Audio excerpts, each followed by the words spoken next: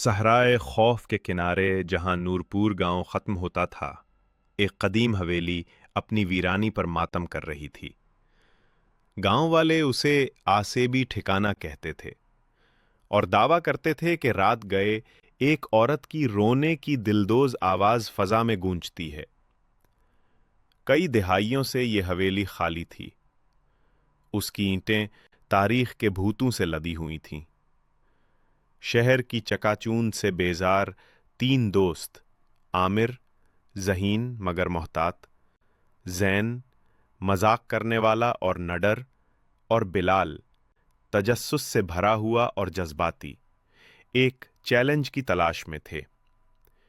تینوں نے یہ قصہ سنا اور فیصلہ کیا کہ وہ حویلی کا بھوت نکال کر شہر میں اپنی بہادری کا ڈنکا بجائیں گے۔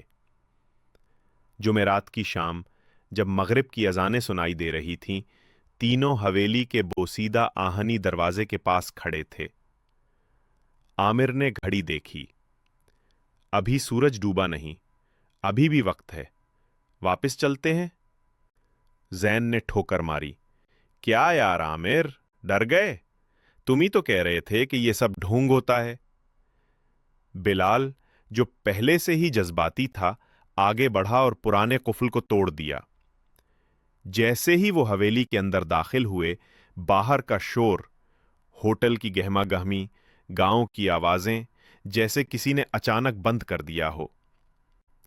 فضا میں غیر فطری خاموشی چھا گئی، جس میں صرف ان کے اپنے دلوں کی دھڑکنیں سنائی دے رہی تھیں۔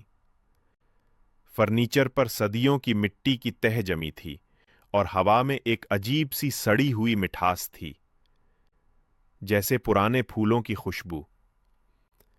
عامر نے فون کی روشنی سے ایک ٹوٹی ہوئی میز کو دیکھا۔ بلال نے اپنی طاقتور LED ٹارچ جلائی اور روشنی کو دیواروں پر گھمانے لگا۔ اچانک ایک بڑی تصویر پر روشنی ٹھہر گئی۔ یہ ایک عورت کی تصویر تھی جس نے شہوانیت سے مسکراتے ہوئے دیکھا۔ اس کی آنکھیں بڑی اور گہری تھیں، جن میں گمنام راز چھپے تھے۔ بلال نے سرگوشی کی، یہ کتنی جیتی جاگتی لگ رہی ہے۔ زین نے تہکہا لگایا، صرف ایک پرانی پینٹنگ ہے بلال میاں، آؤ اوپر چلتے ہیں۔ لیکن بلال نے دوبارہ ٹارچ اس کے چہرے پر ڈالی۔ اس بار روشنی زیادہ تیز تھی۔ عامر کی سانس رک گئی۔ بلال، ٹارچ ہٹاؤ۔ لیکن اس سے پہلے کہ وہ کچھ کر پاتا، تصویر میں عورت کی آنکھیں پلکیں جھپکائیں، صرف ایک ہلکی سی جنبش۔ تینوں نے اسے دیکھا۔ زین نے فوراً کہا مضبوطی سے، یار یہ تمہاری وہم ہے، آنکھوں کا دھوکہ۔ لیکن اس کی آواز میں وہ اعتماد نہیں تھا جو کچھ سیکنڈ پہلے تھا۔ اگلے ہی لمحے اوپری منزل کی بوسیدہ لکڑی کے فرش سے کسی کے قدموں کی بھاری آواز سنائی دی، تھپ تھپ تھپ،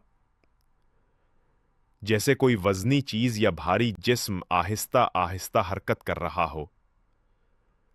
تینوں نے ایک دوسرے کو دیکھا۔ ان کی آنکھوں میں خوف کے گہرے سائے تھے۔ وہ سسپنس کے عالم میں سیڑھیاں چڑھ کر اوپر پہنچے۔ یہ حصہ اور بھی زیادہ تاریک اور سرد تھا۔